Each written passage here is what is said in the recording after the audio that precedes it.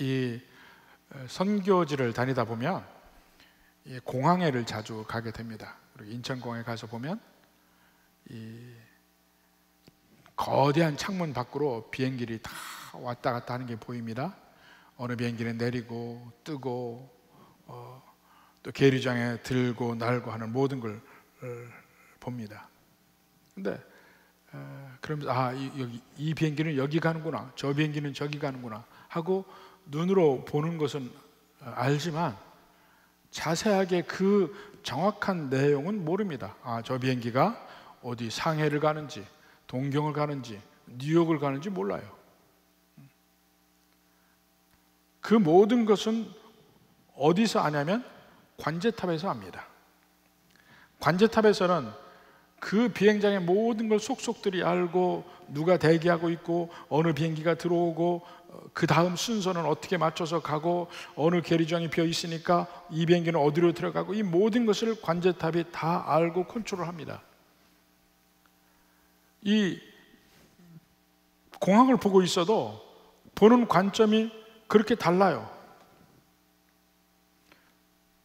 그러니까 우리가 이 세상을 살아가는 관점은 마치 공항에서 창문 밖으로 비행기들이 들고 날고 하는 것을 보는 그 관점이에요.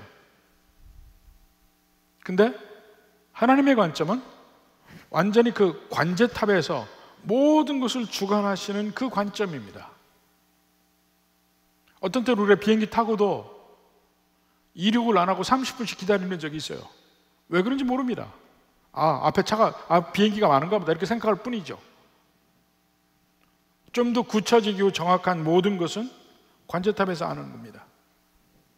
이것이 하나님과 우리의 차이고 이 세상을 이해하는 관점의 차이, 두 가지 차이.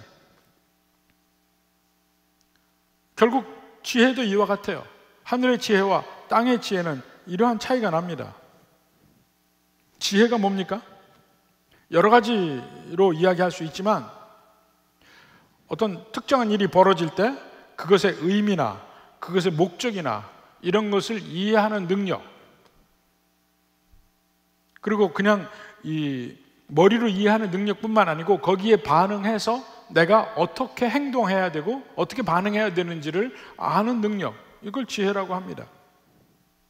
그러니까 그 사전에 무슨 일이 벌어지고 있고 앞으로 어떤 일이 벌어질지를 미리 알아서 거기에 반응하는 것이죠. 그걸 지혜라고 합니다.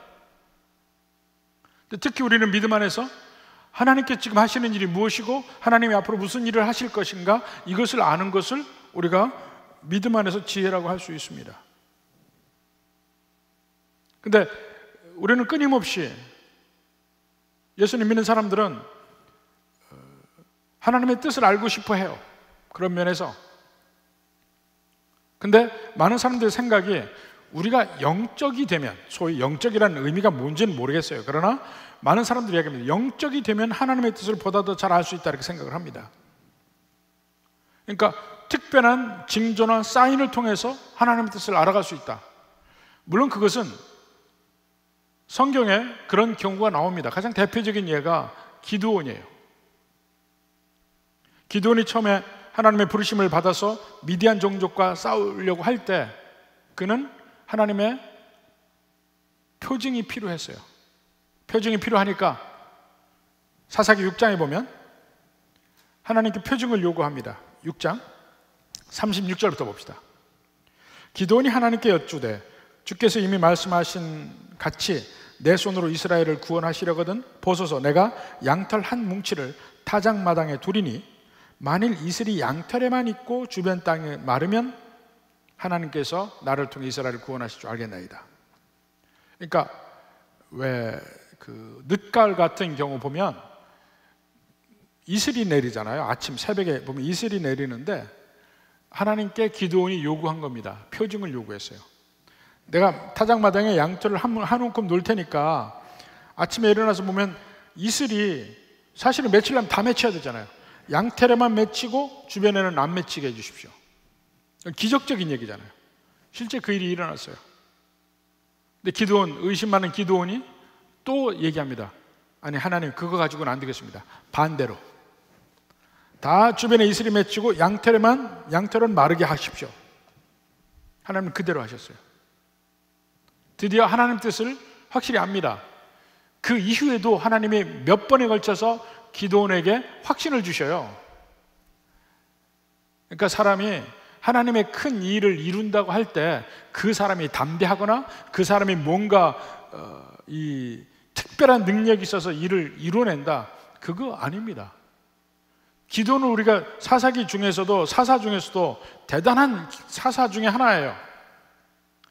그렇지만 그 기도원을 하나님께서 대하시는 걸 보면 정말 연약한 사람이었어요. 근데 하나님이 끝까지 세우셔서 큰 일을 하게 하신 거예요.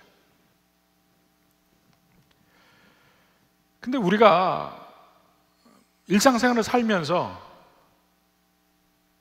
기도원처럼 바라기는 힘듭니다. 성경의 구원의 역사에서 일어난 일들이 기도원을 통해서 하나님이 놀라운 일을 이루기 위해서 일을 하실 때 특별히 기드온에게 주신 하나님의 은혜예요. 근데 그것을 일반화시켜서 모든 믿는 사람에게 다 나타날 수 있다고 보는 것은 그건 좀 무리입니다. 특별한 때는 그렇게 될 수가 있겠지만 대부분의 우리의 삶에서는 그렇지 않아요. 오히려 우리가 예수님 믿고 예수님 앞에 가는 그날까지 쭉 몇십 년을 살아가면서 하나님 뜻을 알아가는 것은 마치 어느 신학자가 비유를 했는데 마치 운전을 배우는 것 같다, 그렇게 이야기합니다. 운전, 먼저 이론을 배우죠. 운전대는 좌우로, 엑셀레터 밟으면 앞으로 가고, 브레이크 밟으면 쓰고, 왼쪽 들어갈 때 왼쪽 깜빡이, 오른쪽 들어갈 때 오른쪽 깜빡이, 이걸 배워요. 그 배운다고 해서 운전을 금방 잘하지 못합니다. 시간이 흐르면서 점차적으로 경험적으로 알아가야 됩니다.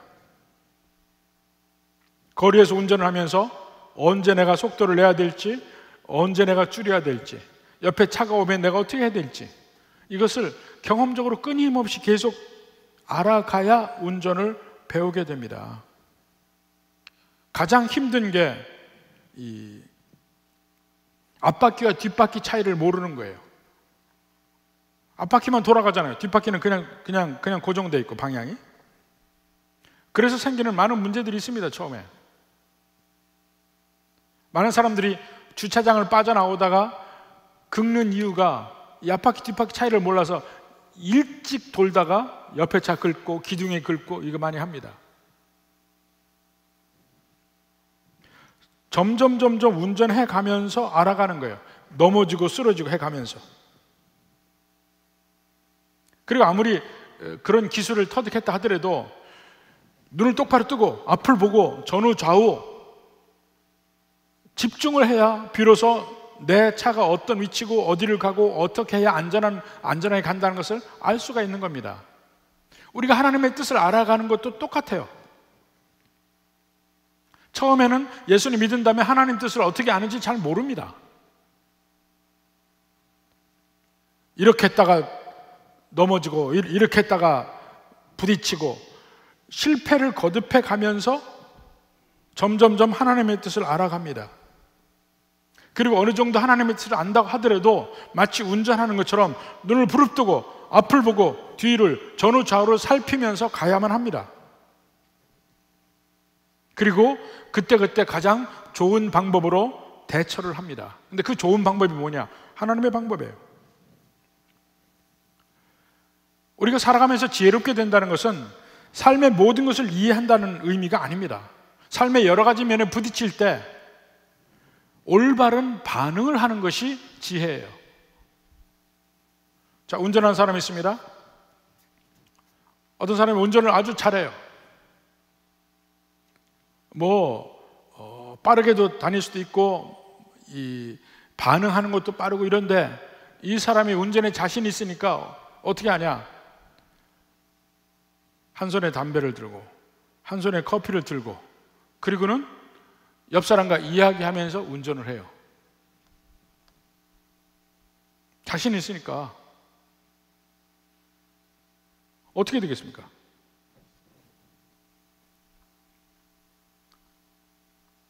운전을 아주 잘하는 사람인데 그런 식으로 했다가 필경사고가 나죠. 반대로 어떤 사람은 운전할 때 꼭 남자 여자 나오는데 남자 여자 얘기는 안 하겠어요. 어떤 사람은 운전에 별로 자신이 없어요. 그래서 온 신경을 다 써서 집중을 하면서 살살살살 천천히 다녀요. 뒤에서 빨리 안 간다고 뭐라고 하던 말던 자기 속도로 다녀요. 그렇지만 이 사람은 사고는 안 나. 누가 잘하는 거예요? 아무리 운전 기술이 많아도 펑펑 사고 나는 사람은 운전 못하는 사람이에요.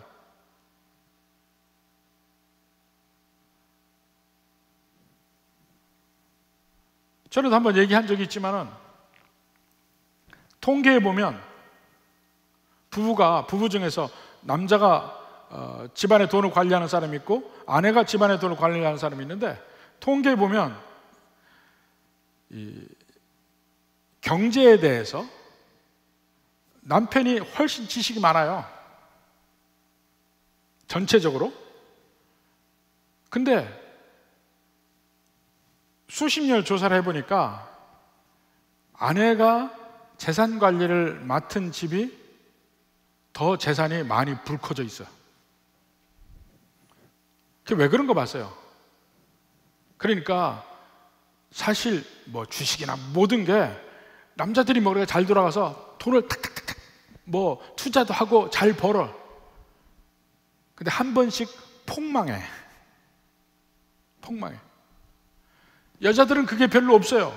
근데 아내들은 뭐냐면 무서우니까 소위 우리말로 뻘짓을 안 해. 팍 망하는 일이 없어요. 오랜 시간이 지나면 그래서 더 재산을 지키게 된다는 거예요. 경제적 지식으로 많은 남편들이 아내를 무시합니다. 근데 나중에 남는 것은 아내들이 재산 관리한 집이 더 여유롭다니까요. 누가 더 지혜가 있는 겁니까? 지혜는 그런 거예요. 금방금방 뭘 잘할 수 있다? 그것만이 아닙니다. 무엇이 올바른 반응인가를 생각하는 겁니다. 우리가 하나님의 지혜를 얻는 길은 성경에서 몇 가지를 이야기를 합니다. 가장 중요한 것이 하나님을 경외하는 겁니다. 하나님을 경외하는 것. 잠언에도 많이 나오지만 오늘은 시편 111편 10절 봅시다. 여호와를 경외함이 지혜의 근본이라. 지혜의 근본이라는 말은 지혜의 출발점이에요. Beginning of the wisdom. 경외한다는 게 뭡니까? 하나님의 크신 것을 인정하고 하나님의 전지전능하신 것을 인정하고 하나님이 모든 역사를 컨트롤하고 계신다는 것을 인정하고 그 하나님을 두려워하는 거예요. 그 하나님을 경외하면 하나님은 엄청난 분이시다. 그에 비해서 상대적으로 나는 작고 연약하고 낮은 곳에 있고 그리고 죄인이다. 나의 더러움을 깨달아 아는 것. 이것이 여호와를 경외함 그 말 안에 있습니다. 많은 경우 요즘에 예수님 믿는 사람들도 이 면이 무시되어 있어요. 이 면을 무시해. 여호와를 경외하지 않아. 그냥 가까운 하나님, 나를 사랑하시는 하나님 정도만 알지 그 하나님이 크시고 전지전능하신 하나님이시고 그 하나님 앞에 서기만 하면 나의 작음과 나의 더러움을 느낀다. 그게 없어요. 낮은 자세, 겸손함, 이것이 여호와를 경외할 때 당연히 나오게 되는, 동반적으로 나오는 의미입니다. 잠언 11장 2절 보십시오. 교만이 오면 욕도 오거니와, 교만하면 욕을 먹어요. 겸손한 자에게는 지혜가 있느니라. 이 겸손한 자가 다른 말로 어떤 사람이냐면 여호와를 경외하는 사람입니다. 여호와를 경외한다는 것과 겸손한다는 것은 언제나 같이 가요. 지혜는 겸손한 사람에게 있습니다. 교만한 사람에겐 지혜가 없습니다. 첫 번째, 지혜가 우리에게 들어오는 통로. 첫 번째, 여호와를 경외해야. 두 번째로는 이게 꼭 논리적 순서는 아닙니다만 먼저 예수님을 믿어야 돼요. 예수님을 믿게 되면 우리가 이 신약성경에 계속 바울서신에 나오는 얘기가 우리는 그리스도 안에 있다 그럽니다. 그리스도 안에 있다. 이 그리스도 안에서란 말이 150번이 넘게 사용이 돼요, 신약에. 예수님을 통해서, 예수님 안에서 우리는 하나님과 역동적 관계를 갖고 살아갑니다. 고린도전서 1장 30절 봅시다. 너희는 하나님으로부터 나서 그리스도 예수 안에 있고, 그리스도 예수 안에 있어요 우리가. 근데 예수는 하나님으로부터 나와서 우리에게 지혜와 의로움과 거룩함과 구원함이 되셨으니, 뒷부분은 빼고 우리에게 지혜가 되셨으니 입니다. 예수님은 우리에게 지혜가 돼요. 우리가 예수님 안에 있으니까 그 속에서 하나님의 지혜를 얻을 수 있다는 얘기입니다.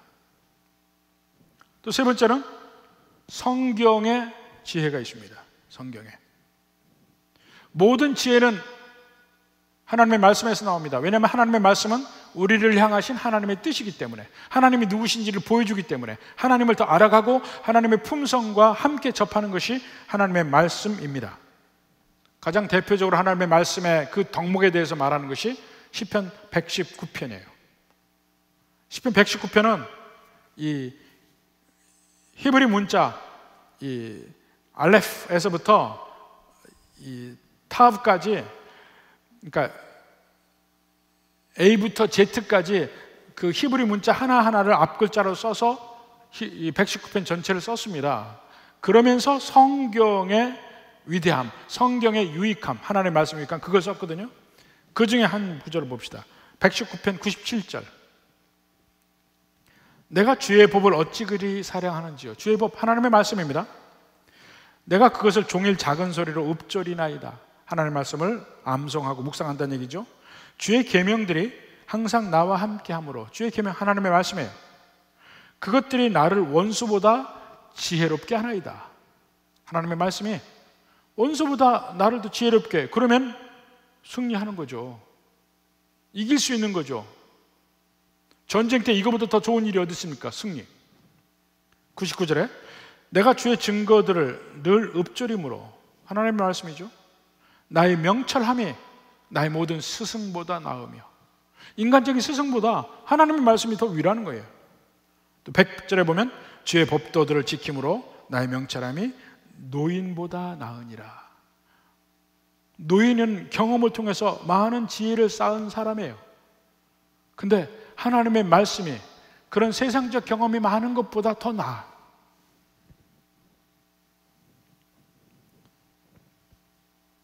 또 골로새서 3장 16절 봅시다. 그리스도의 말씀이 너희 속에 풍성히 거하여 모든 지혜로, 하나님의 말씀이 우리 안에 풍성히 거하면 우리에게 지혜가 있다는 얘기입니다. 또 우리가 많이 암송하는 구절, 디모데후서 3장 16절 보니까 3장 16절이 다 좋은 말씀들이나 아주. 모든 성경은 하나님의 감동으로 된 것으로 교훈, 책망, 바르게 함, 의로 교육하기 유익하다. 한마디로 우리에게 지혜롭게 하는 것입니다. 성경을 읽고 암송하고 성경의 뜻을 생각하고, 그것이 우리가 하나님과 교제하고 하나님의 뜻을 생각하는 것입니다. 네 번째로는 기도죠. 기도를 통해서 하나님께 지혜를 구합니다. 바로 야고보서 바로 앞에 1장 5절에 보면 너희 중에 누구든지 지혜가 부족하거든 하나님께 구하라. 지혜가 우리에게 오는 통로, 성경에서 말하는 통로, 하나님을 경외하는 것, 예수님을 믿고 그리스도 안에 있는 것, 성경 말씀을 보고 하나님 뜻을 알아가는 것, 기도해서 구하는 것. 특히 오늘 이번 주부터 다음 주까지 야고보가 이제 지혜에 대해서 이야기하는데, 그 지혜의 특징이 뭐냐? 지혜의 특징, 그 하나님의 지혜의 특징, 참된 지혜의 특징이 뭐냐? 한마디로 온유함과 겸손함이라는 거예요. 13절 봅시다. 너희 중에 지혜와 총명이 있는 자가 누구냐? 그는 선행으로 말미암아 지혜의 온유함으로 그 행함을 보일지니라. 바울도 고린도 교회를 처음 고린도 교회가 세워지고 나서 그 다음에 그 고린도 교회를 보니까 서로 지혜 있다고 그래요. 이 헬라 철학에서 그 지혜라는 말은 소피아라는 말입니다.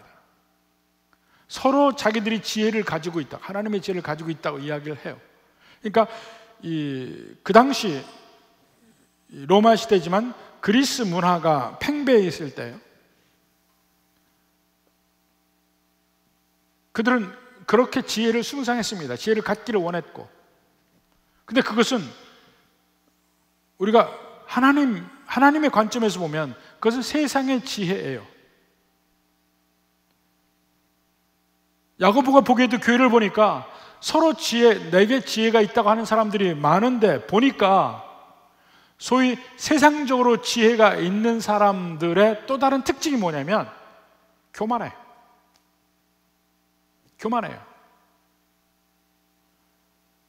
근데 하나님께로부터 온 지혜의 특징은 뭐냐? 겸손함과 낮아짐과 온유함이더라는 거예요. 그래서 이제 그 면을 이야기를 하는 것입니다.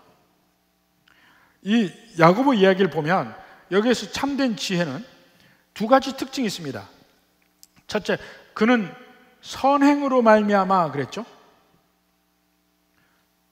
선행으로 말미암아. 이게 by, 그러니까 여기서 영성에 보면 by가 두 가지. 무엇로 지혜 있다고 증명이 되냐면, 첫째는 by his good life예요. 선한 삶으로 증명하는 거예요. 지혜가 있는 것은 결과적으로 이야기하는 겁니다. 아름다운 삶, 격이 있는 삶, 존중할 수 있는 삶, 이런 삶으로 결과가 나와 있는 사람이 지혜 있는 사람이라고 합니다. 아까 그 세상적 예를 들어서 한번 생각해 보십시오. 아무리 자기가 운전을 잘한다고 난리를 쳐도 굼뜨게 가지만 사고 안 나는 사람보다 운전 못하는 사람이에요. 아무리 경제에 대해서 박사라고 하더라도 위험한 데 투자 안 하고 끝까지 가면서 결국 마지막에는 더 많은 돈을 남긴 아내가 더 경제적으로 지혜로운 사람이에요. 아무리 세상에서 판단력이 조금 막 이렇게 산다 하더라도 결과적으로 그것이 사람들에게 존경을 받느냐? 사람과의 관계가 원만하느냐?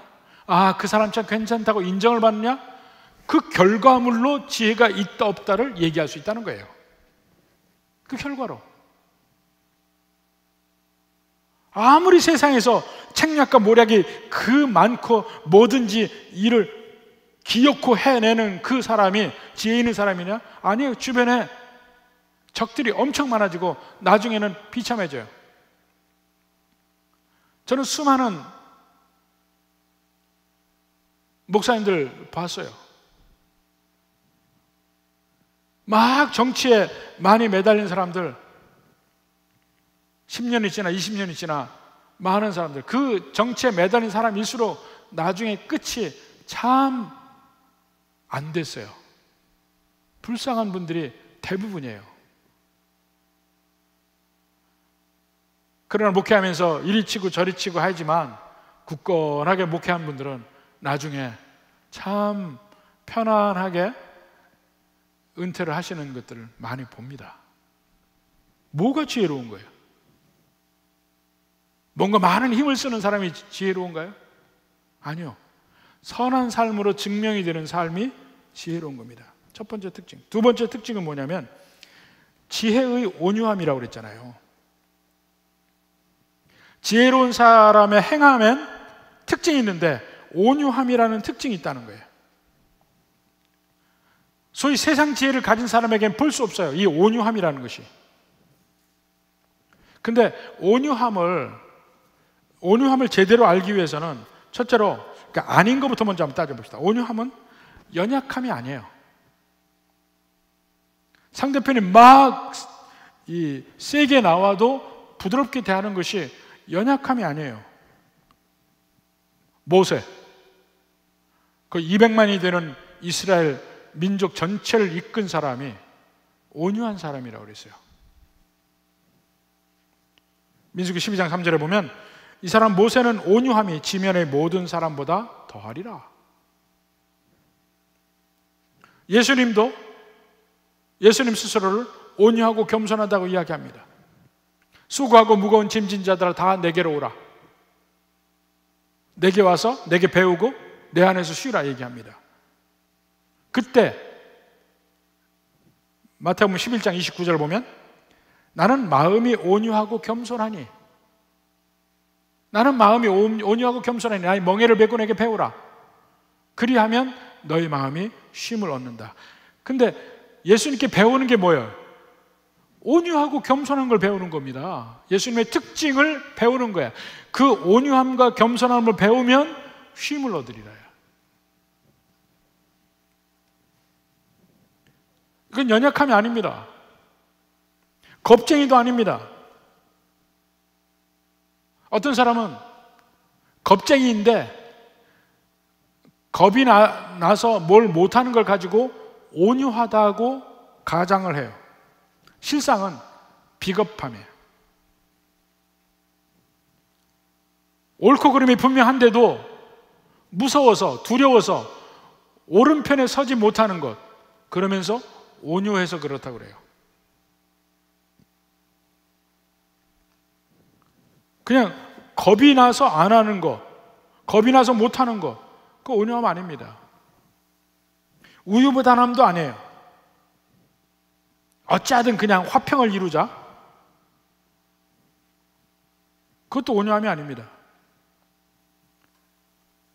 확신이 없어서 결단을 못하는 거, 부끄러워서 자기 표현을 못하는 거, 내성적이라 표현을 못하는 거, 그 온유함과는 별개의 것이에요. 온유하면은 결단을 할 때도 분명히 입장을 밝힐 때도 상대편에 대한 이해와 배려가 있는 겁니다. 그게 온유함이에요. 이 온유함이란 단어를 보면 이렇게 우리말로 얘기하면 토닥토닥 하는 거야. 온유함이라는 단어가 원래는 스킨십을 이야기합니다. 근데 토닥토닥 부드럽게 어루만져 주는 것, 이게 참된 지혜 안에는 이러한 면이 있다는 거예요. 무슨 일을 해도 토닥토닥이 있어요. 참된 지혜에는 교만이 없습니다. 옳고 그름에 대한 단호함이 있을지라도 모든 방법에 있어서는 부드러움과 겸손함이 있습니다. 그리고 그것이 행동에서 나타나요. 왜 그럴 수 있느냐면 하나님께서 이 모든 세상의 일을 주관하시는 것을 알아요. 그리고 그 안에서 수없이 많은 옳고 그름을 보지만 나도 하나님께로부터 용서받은 죄이라는 걸 알아요. 여기서부터 출발을 해야 진정한 온유함이 나옵니다. 수없이 많은 일들이 나를 덮치더라도 결국에 가서는 하나님이 나를 지키시고 인도하시리라는 믿음 안에 있어서 그 믿음에서 나오는 여유가 있는 겁니다. 여유. 그 여유가 표현될 때 부드러움과 토닥토닥으로 표현돼요.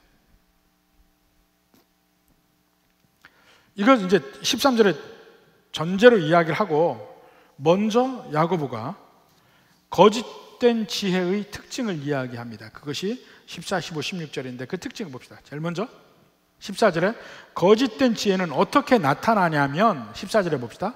너희 마음속에 독한 시기와 다툼이 있으면 자랑하지 말라. 진리를 거슬러 거짓말하지 말라. 세상적 지혜는 독한 시기와 다툼으로 나타나고 거짓말로 나타나요. 시기가 뭡니까?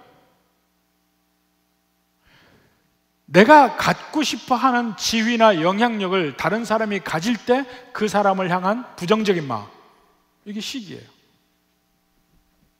내가 원하는 자리, 내가 원하는 그 영향력, 파워, 이걸 딴 사람이 가질 때 그 사람에 대해서 악감정이 생깁니다. 가장 대표적으로는 가인이 아벨에 대해서 생긴 감정이죠. 아벨은 가인에게 아무것도 안 했어요. 근데 가인은 아벨을 미워해. 왜? 하나님이 그를 받아주셨거든. 하나님이 나는 안 받아주셨거든. 괜히 그가 미운 거예요.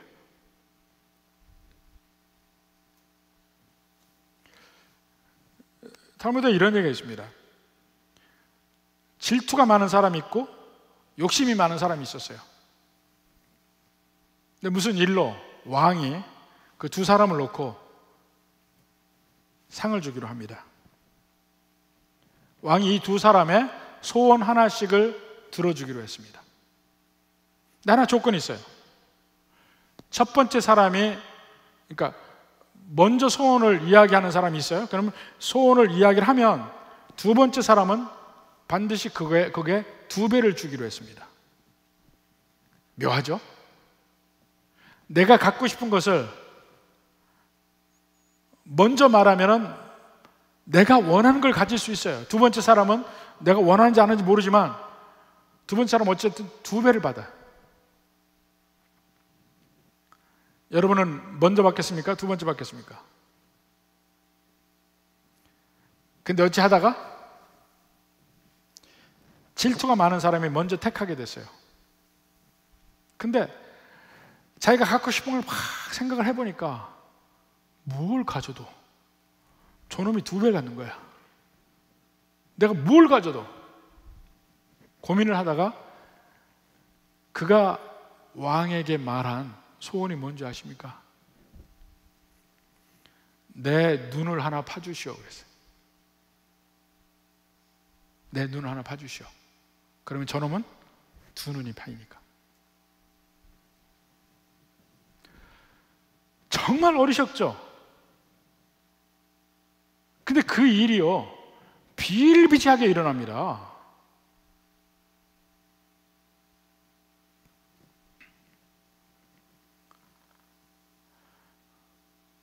우리가 한참 분쟁 중일 때도 그런 일이 일어났었어요. 상대편에서 자해가 있어요. 자해.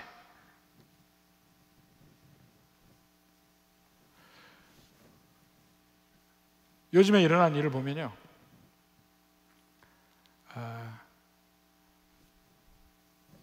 8월 초에 우리가 2단계, 그때 2단계가 돼가지고 방마다 50명씩 그 이상 못하게 예배를 드린 적이 있습니다. 우리 정확하게 지켜서 그걸 하는데, 그 전부터 우리 교회 사람으로 추정되는 사람이 계속해서 민원을 넣었어요. 구에다 민원 넣고 시에다 민원 넣고 우리가 법을 안 지킨다고.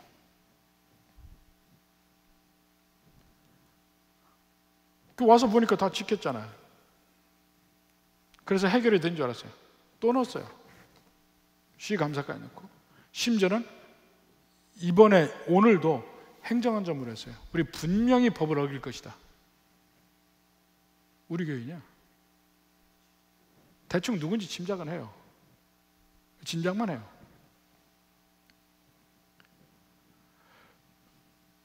그게 내 눈 뽑아주셔 하는 거 다를 바가 뭐가 있습니까?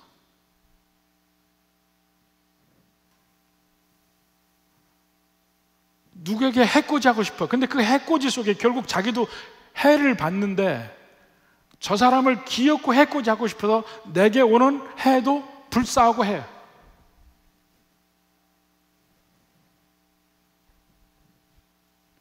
교회에서 어떤 사람이 그렇게 기도했습니다. 주님, 나보다 더 나은 사람이 주님 일 하는 것보다는 차라리 일이 안 됐으면 좋겠어요. 나보다 더 나은 사람이 그 일을 해서 빛나는 거 나 보기 싫으니까 그 일 아예 안 됐으면 좋겠어요. 가끔씩 봅니다. 그런 사람 정말로. 그러면서 그 일을 안 되게 만들 수 능력이 있어요. 세상적 지혜가 있으니까. 그렇게 괴롭혀. 근데 자기는 그 교회 지체 아니에요? 그 교회 지체가 아니냐고. 시기, 질투, 또 다툼. 여기 다툼이라 했는데 이 다툼이라는 얘기는 이 이기적 야망을 이야기합니다. 이기적 야망. 내가 기어코 내가 이런 자질, 이런 위치를 차지하리라 하는 그 욕심. 하나님 뜻과 관계없이. 그렇게 다툼이 나죠. 대표적으로는 바울이 옥중에 있을 때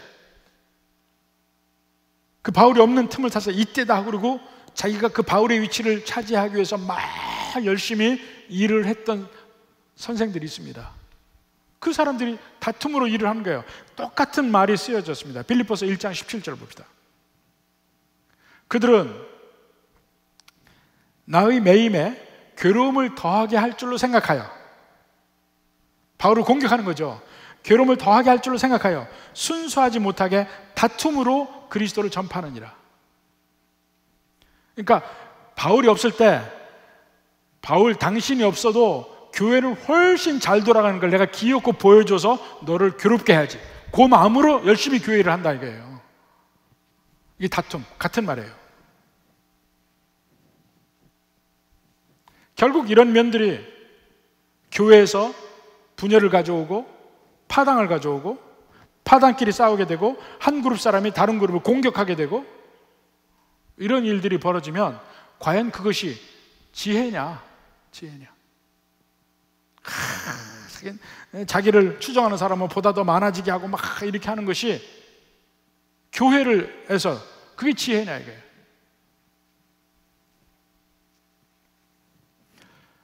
거짓 지혜가 교회에서 가진 사람들이 막 나타나서 일을 하게 되면 이렇게 시기가 있고 다툼이 있고 거짓이 있다는 겁니다.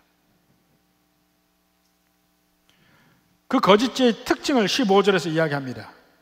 이러한 지혜는 위로부터 내려오는 것이 아니요 땅 위의 것이요 정욕의 것이요 귀신의 것이다. 점점점 더 독하게 얘기하는 겁니다. 야고보가 교회를 통해 느끼는 거예요. 땅 위의 것이요 정욕의 것이요 귀신의 것이다. 땅 위다는 것은 세상적이라는 얘기예요. 한마디로 세상의 기준과 방법을 써요. 세상의 기준과 방법. 사람을 막 불러서 대접을 해도 정말 감사함으로 하는 대접이 아니라 목적이 틀려. 머릿속에 생각이 틀려. 내 편을 끌어모으기 위한 대접이야. 세상 지혜죠. 그거는 모양은 비슷해도 동기는 완전히 틀립니다. 막 어떤 사람에게 잘해줘. 성격이 모난데도 그 사람에게 잘해줘. 목적이 있으니까 잘하는 거예요. 그러니까 그 사람은 많은 사람이 날 피하는데 이 사람이 날 잘하니까 마음에 홀라당 넘어가는 거예요. 그게 사랑이냐고요? 아니에요. 세상적 지혜로 하는 사람 모으기입니다. 땅의 것이요 정욕의 것이야. 정욕적이다 하는 것인데 수키케이라는 말인데 그 같은 말이 어떻게 쓰냐면 하나님의 영이 없는 사람, 안 믿는 사람이라는 의미로 쓰입니다. 이 정욕적이라는 말이 고린도전서 2장 14절 봅시죠. 육에 속한 사람은 이 사람이 수키코스, 같은 말이에요. 수키코스, 수키케이. 수키케이는 형용사고 수키코스는 명사, 그런 사람이고, 육에 속한 사람은 하나님의 성령의 일들을 받지 아니하느니 이는 그것들이 그에게는 어리석게 보임이요 또 그는 그것들을 알 수도 없나니. 하나님 안 믿는 사람으로서 일하네. 육적으로 일을 해. 마지막으로 귀신의 것이니, 결국 그 마음의 출발점은 귀신적이고 마귀적인 거예요. 세상적 지혜는요 출발점이 마귀입니다. 모든 것이 그 본질을 밝혀주는 거예요. 그 특징을.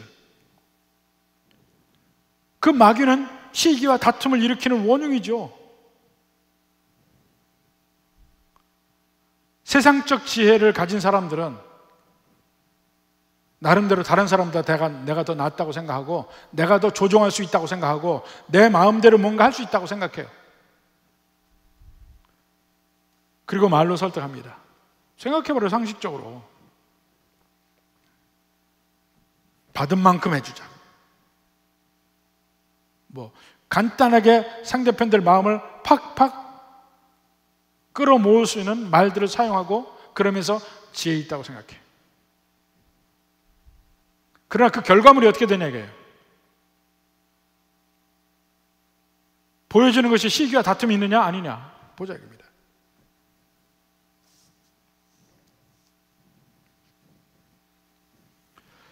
그렇게 살면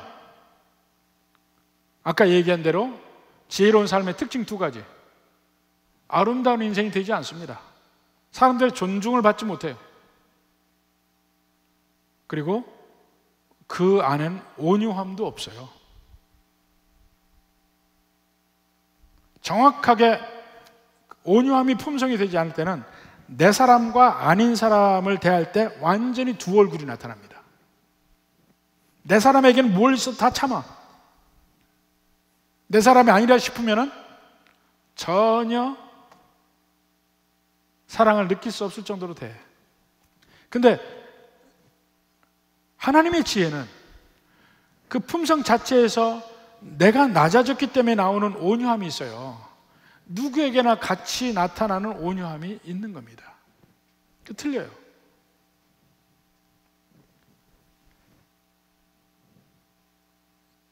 교회 일은 하다 보면요, 많은 경우에 옳고 그름으로 해결이 안 돼요.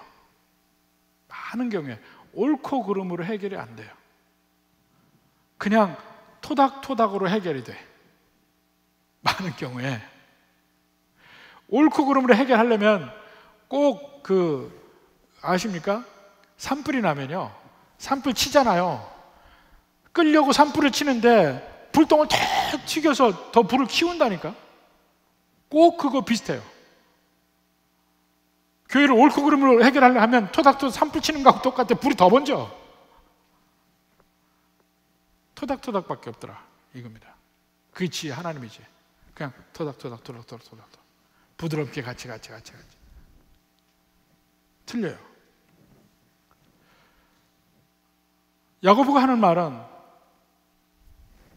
하나님의 말씀이 야고보라는 사람에게 들어가서 우리에게 야고보의 색깔이 들어가 있거든요. 야고보의 메시지는 명백합니다. 교회에서 보니까 자기가 남보다 더 낫다고, 더 능력 있다, 지혜 있다 이러면서 하는데, 일을 하면 꼭 거기에 다툼이 있고 시기가 있고 질투가 있고 자기 개인적인 이기적인 야망이 들어가고, 이게 막 보이는 거예요. 초대교회 때부터 그래요. 지금까지. 근데 그것은 진정한 지혜가 아니다. 그것은 오히려 교회를 혼란스럽게 만들지 않느냐. 진정한 지혜는 내가 먼저 낮아지고 온유함으로 대하고 삶으로 증명하고, 이게 돼야 된다는 겁니다. 그래서 참된 지혜를 가져야 한다. 근데 그 지혜는 하나님을 경외하는 지혜, 내가 누군지를 깨달아서 스스로 낮아짐의 지혜, 거기서부터 다 출발해요. 온유함은 저절로 그 다음에 나오는 거예요. 우리 교회는 바로 이러한 하나님의 지혜를 가진 온유한 사람들이 많이 나왔으면 참 좋겠습니다. 이 은혜가 충만하길 바랍니다. 기도드리겠습니다.